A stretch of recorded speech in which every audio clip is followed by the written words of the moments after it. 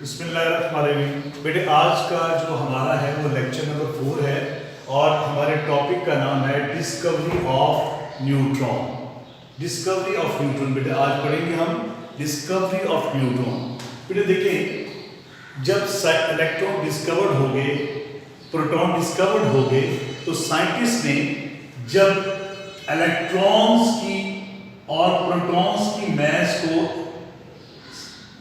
Add किया तो that is not equal to the mass of an element. तो element की मैस के इक्वल नहीं आई। ठीक है, जब इलेक्ट्रॉन्स की और प्रोटॉन्स की मैस को ऐड किया तो that is not equal to the mass of an element. तो फिर क्या हुआ बेटा, 1920s के अंदर रदरफोर्ड एक साइंटिस्ट थे। रदरफोर्ड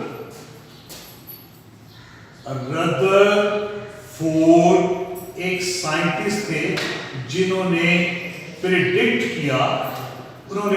किया कि एटम के अंदर इलेक्ट्रॉन्स और प्रोटॉन्स के अलावा कुछ और पार्टिकल्स भी पाए जाते हैं। ठीक है, और these particles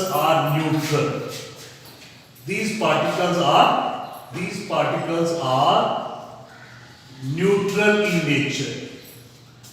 This prediction was done in 1920s by Rutherford. Time pass होता गया। In 1932 में एक साइंटिस्ट थे जिनका नाम था जेम्स चैडविक।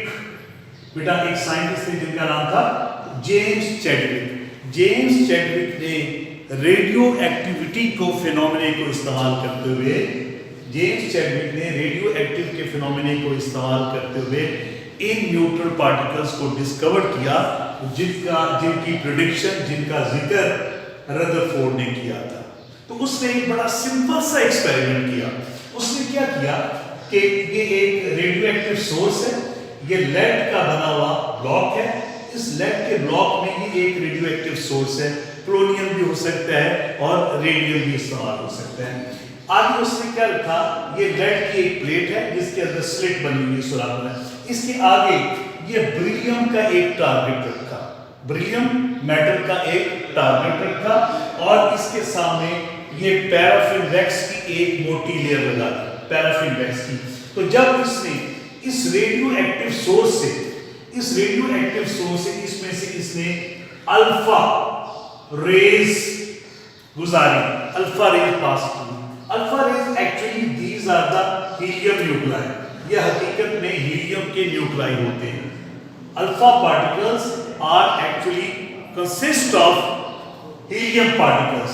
तो जब उसने इस रेडियो एक्टिव सोर्स से, ठीक है, अल्फा पार्टिकल्स को पास करवाया, तो जब अल्फा पार्टिकल्स ने इस टारगेट को हिट किया, तो इससे फास्ट मूविंग पार्टिकल्स निकले। क्या निकले बेटा? फास्ट मूविंग पार्टिकल्स निकले। और ये फास्ट मूविंग पार्टिकल्स को उसने ये एक पैराफिन वैक्स की एक मोटी लेयर लगा दी। अब उसने क्या देखा कि these particles when hit the paraffin wax, in particles ने जब पैराफिन वैक्स को हिट किया तो ये उसके अंदर पेनिट्रेट हो गए। उससे उसे क्या पता चला कि ये जो पार्टिकल्स हैं, these particles are highly penetrating। इनकी किसी चीज के अंदर दाखिल होने की सलाहियत, इनकी किसी चीज के अंदर पेनिट्रेट करने की सलाहियत जो होती है बहुत ज्यादा होती है। They are highly penetrate. ठीक है, अब उसने क्या किया, इसके बाद उसने इनकी पता लगा कि they are highly penetrating in nature. फिर उसके बाद उसने क्या कहा कि इनकी नेचर क्या है, what is the nature of this particle, in particles की नेचर क्या है। तो इसने इसके सामने, ठीक है, इन पार्टिकल्स को एक चार्ज डिटेक्टर मशीन में से पास करवाया। ये आपके पास चार्ज डिटेक्टर मशीन है, चार्ज, ठीक है, डिटेक्टर। इस चार्ज डिटेक्टर मशीन में से पास करवाया तो उसने क्या देखा कि जब अल्फा पार्टिकल्स जो है ये बेरिलियम के टारगेट से हिट करते हैं, इससे कोलाइड करते हैं, तो जब ये फास्ट मूविंग पार्टिकल्स पैदा होते हैं which are highly penetrating in nature, जिनकी नेचर पेनिट्रेटिंग, जब उनको चार्ज डिटेक्टर मशीन में से पास करवाया तो पता चला कि इनके ऊपर कोई चार्ज नहीं है, they are neutral in nature. Actually these are the particles which were predicted by Rutherford. ये वो पार्टिकल्स हैं जिनकी प्रेडिक्शन रदरफोर्ड ने की थी। तो क्या हुआ साइंटिस्ट ने, जब इलेक्ट्रॉन्स की मास को, प्रोटॉन्स की मास को और इन न्यूट्रल पार्टिकल्स को, जिन्हें बाद में न्यूट्रॉन्स का नाम दे दिया गया, these neutral particles were named as neutron। जब इन तीनों की mass को ऐड किया तो that become equal to the mass of element। तो ये element की mass की क्या आ गई, इक्वल आ गई। तो these are the particles which were predicted by Rutherford। अब इसकी इक्वेशन देखेंगे बेटे हम लोग, देखें मैथमेटिक्स की इक्वेशन देखेंगे। ये आपके पास बेरिलियम का टारगेट है। जब बेरिलियम टारगेट के ऊपर हीलियम का मतलब है alpha particles, it means alpha particles या अल्फा रेंज भी आप कह सकते हैं, अल्फा पार्टिकल्स। अच्छा, अब जब बेरिलियम के टारगेट के ऊपर अल्फा पार्टिकल्स की बम्बार्डमेंट करते हैं, जो उसको हिट करते हैं या कोलाइड करते हैं, तो बेरिलियम जो है ना बेटा, वो किस में कन्वर्ट हो जाता है, बेरिलियम किस में कन्वर्ट हो जाता है, कार्बन में। और जो फास्ट मूविंग पार्टिकल्स पैदा हो रहे हैं ये वाले, actually these are the neutrons. ये जो फास्ट मूविंग पार्टिकल्स हैं, these are called the neutrons. ठीक है, ये न्यूट्रॉन्स हैं। ठीक है, अब न्यूट्रॉन्स के ऊपर कोई चार्ज नहीं होता, they are neutral in nature. लेकिन इसमें बड़ी इंटरेस्टिंग बात है कि अब न्यूट्रॉन जो है वो फ्री स्टेट में एग्जिस्ट नहीं कर सकते, तो कभी भी फ्री एग्जिस्ट नहीं कर सकते। न्यूट्रॉन जो है वो ब्रेक होकर आगे प्रोटॉन में, न्यूट्रॉनों में और इलेक्ट्रॉन्स में कन्वर्ट हो जाते हैं। फर्दर न्यूट्रॉन प्रोड्यूस तो हो रहे हैं, न्यूट्रॉन डिस्कवर हो गए, लेकिन न्यूट्रॉन जो है वो फ्रीली एग्जिस्ट नहीं कर सकते, वो टूटकर आगे किसमें कन्वर्ट हो जाते हैं, प्रोटॉन में, ठीक है, इलेक्ट्रॉन्स में, और न्यूट्रॉनों फर्दर पार्टिकल्स में डिवाइड हो जाते हैं। तो बेटा अब ये दीज आर द पार्टिकल्स, ठीक है, which are highly penetrating, they are neutral in nature, they are called neutrons. इन पार्टिकल्स का नाम क्या रख दिया गया, न्यूट्रॉन्स रख दिया गया। Now we will discuss about the properties of neutrons। अब हम न्यूट्रॉन्स की प्रॉपर्टीज को डिस्कस करेंगे। तो बेटा देखिएगा, neutrons carry no charge, neutrons के ऊपर कोई चार्ज नहीं होता, they are neutral in nature, they are neutral in nature, they are highly penetrating. ये इनकी जो पेनिट्रेटिंग पावर है, किसी चीज में दाखिल होने की सलाहियत, वो क्या है, बहुत ज्यादा होता है।